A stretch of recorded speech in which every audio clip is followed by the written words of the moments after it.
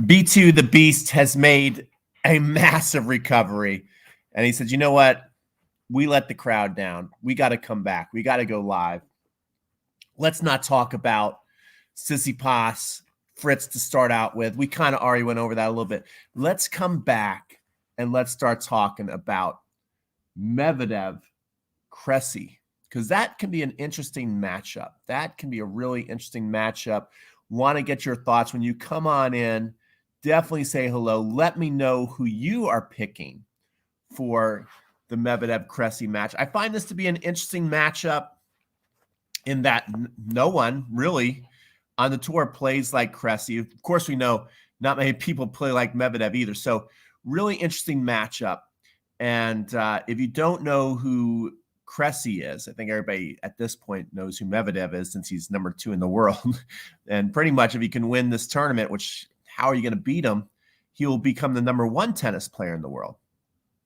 But Cressy is a giant. Looks like he's about 6'6", 6'7", maybe even taller than that.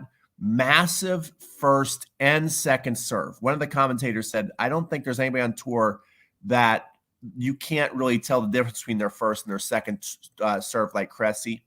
He serves and volleys first and second serve. Now, no one's doing that. And he's also going to take almost any second serve and try and crush. Yes, B2 is a champ. He's going to take pretty much any second serve, and he's going to try and crush and rush. And so the things to really look out for on Cressy's side is another thing that he's very good at. Just watch the highlights in his last round match. Take a look on the deuce side, the inside out backhand return. A lot of times they'll hit it for a winner. So he's very good at that. He's very good at taking the ball early and getting some pace and getting to the net. And that's really his strength. His strength is that he's got huge serve and volley, so it's a different look. He's got really good hands. His big weakness is he is a terrible mover, especially side to side.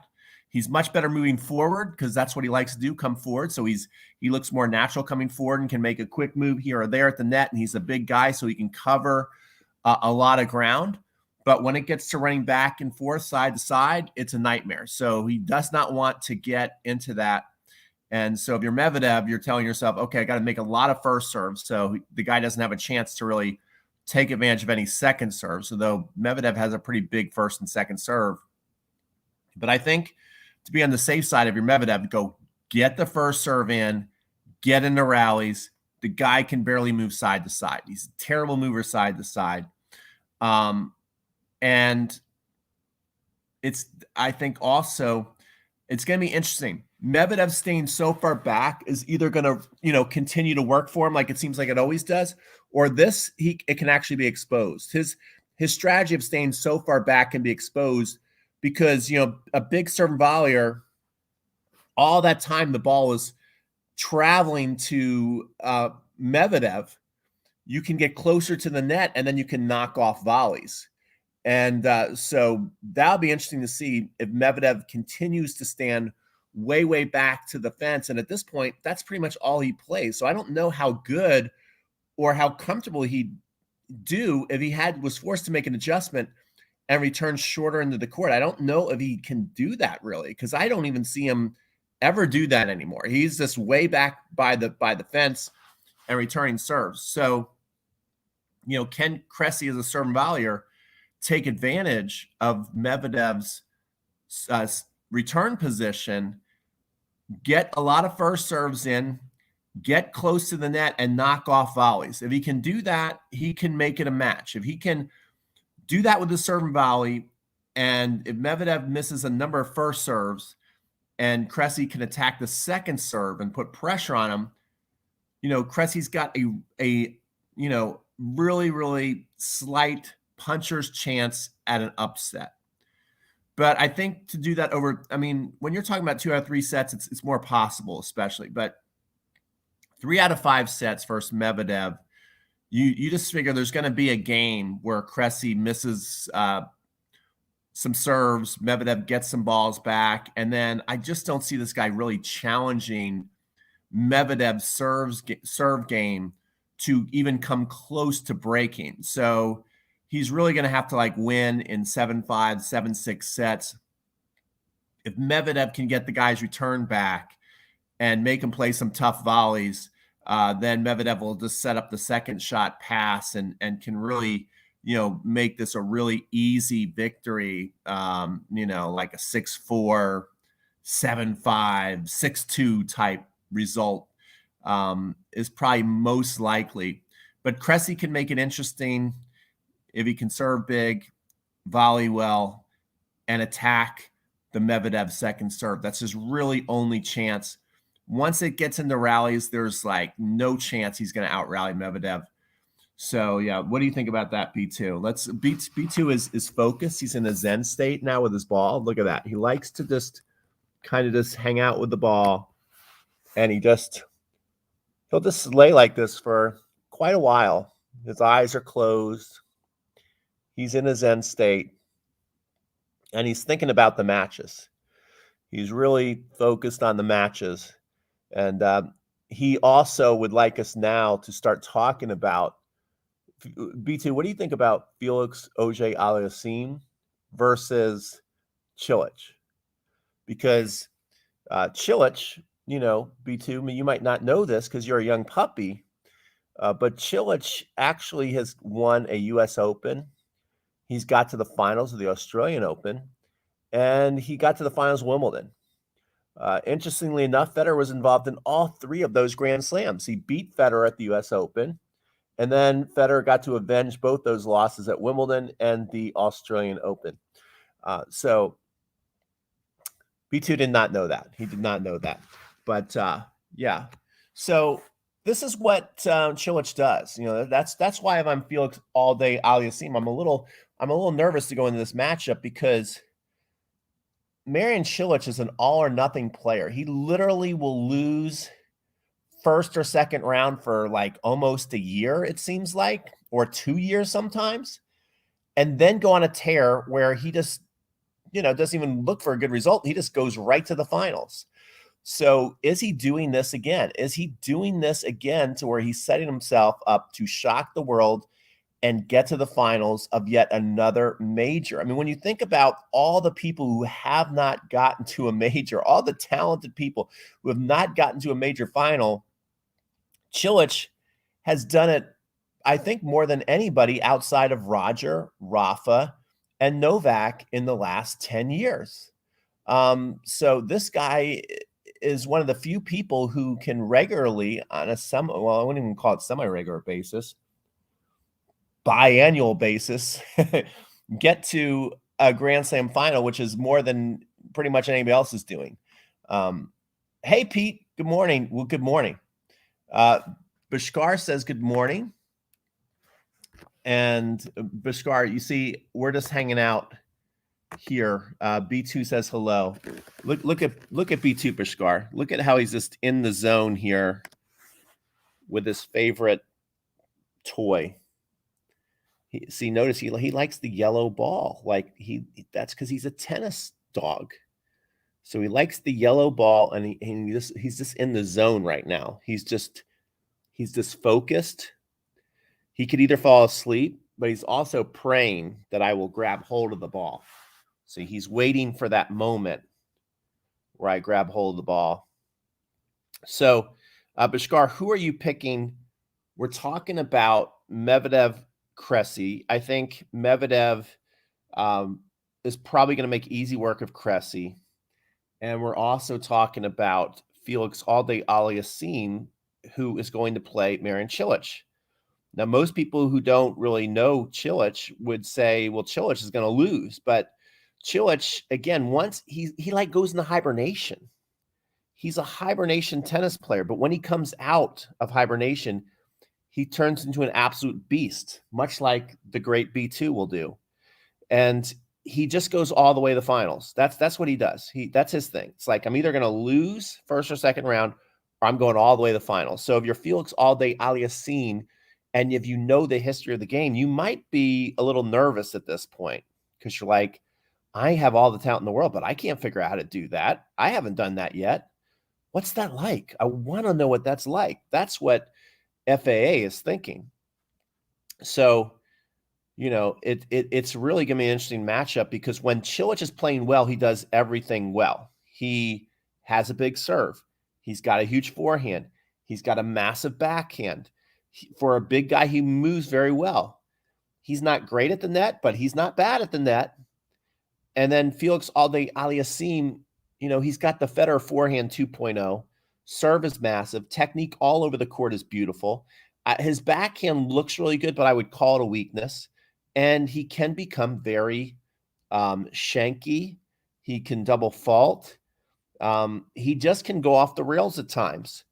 And so, it's got all the smellings, all the makings of an upset. That's what I'm saying, B2. This could be an upset, much like Shapovalov took out Zverev. So this is another upset alert that I'm warning you guys on. B2 is just like focused. He's just like, are you going to stop talking and throw the ball? But he actually doesn't care. He's very happy. He likes when I'm close to him and he's got the ball in his mouth. He likes that. He likes this. That's very comforting to him, is to have his favorite toy and just chill out. He loves that. Okay, let's see what you guys are saying out there. Medi always. So Medi's going to win. All Day Aliassime is doing better under Uncle Tony. Yeah, so maybe Uncle Tony is where are you going, B2? See, he's like, get back. He's like, please don't forget about me. So Uncle Tony maybe is getting his confidence up. FA is going to win. It's guaranteed. Ooh, okay. A guaranteed win. Cilic is a choker too. All Day will win this with his serve. Okay. Is he a choker? I don't know. I don't know if he's a choker. He just seems to go away and then he wakes up. I don't know if he's a choker or not. Cilic's days are over. He can produce a few upsets here and there at best. No, that's not true. That's the thing about Cilic. You don't know when his days are over. He has literally been doing this now for about 10 years to where you forget about him. You think his days are over. And then when he wakes up, he goes all the way to the finals. So I don't know if you can say his days are over. He's a weird guy. I don't know how he does this, but he's doing it again. And if you look at his score lines, he's been crushing people. So something, I don't know what it is. I don't know what it is. If somebody puts a spell on him every once in a while and he wakes up, I don't know what he does, but when he wakes up big time, and he is crushing guys. Take a look at his score lines. He's crushing, B2. He's crushing. All right, what else?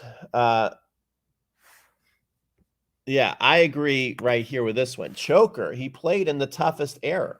And like I was saying before, he's one of the few people besides Federer, Djokovic, Nadal, who has got to a semifinal, reached a final of a major and won one in the last 10 years. He's done it, is it 3 or 4 times? I definitely know Australian Open final and Wimbledon final and US Open victory. That's what I know. But I think there might be a 4th one in there. Let me know if there's a 4th one in there that I'm not thinking about. Did he get to the Australian Open final twice? I don't think so. I think it was just once. Anyway, yeah. So for this live stream, we're going to go with Medvedev. We're picking Medvedev to beat Cressy. We're picking, I think Cilic FA, it's like a 50-50 thing for me. I think that could go either way, and I wouldn't be surprised to see an upset. I'm calling possible upset alert, but I think it's a 50-50, to be honest. If you're like, Pete, put money on it, I'd be like, no, I'm not putting money on it. It's just too risky. So I wouldn't put money on that match because I just think it can go either way. And that's my 2 cents for today. Anybody have any more comments before we take off? B2, would you like to say anything? I think his saying is play with me. All right. Bashkar is back. Yesterday's Nadal Manarino match, first set tiebreaker, was epic. First, there was easy peasy for the Ultimate Warrior. Sorry to go off topic. Oh, no, Bashkar, I think that's good. So, Nadal, again, shows why the great ones win. Nadal won that first set tiebreaker, was epic. I think it was 16-14 or something like that. And then he won 6-2, 6-2. And this is kind of what I was saying about Kyrgios. You know, Kyrgios lost the second round, and he's walking around talking like he won the tournament, you know, because it was an entertaining match. But I was like, you know, at the end of the day, it was a four-setter. The fourth set score was 6-2. It's nothing that these guys are not used to. They're used to winning some tight sets, losing a set, and figuring out a way to win. And that's exactly what Nadal did. He faced some adversity. He overcame the adversity. And once he overcame that big, whoops, let's see, got to come back.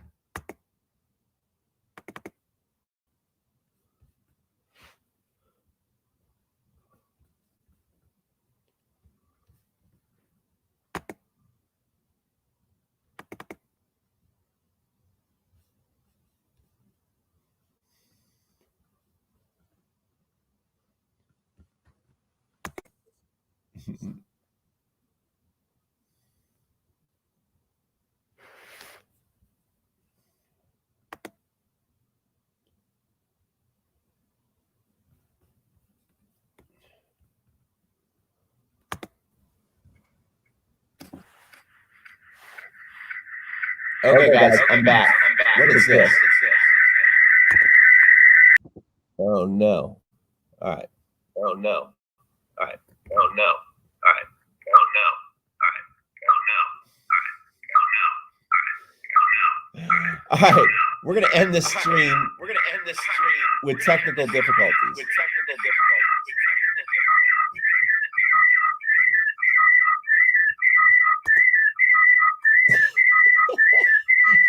B2 is looking.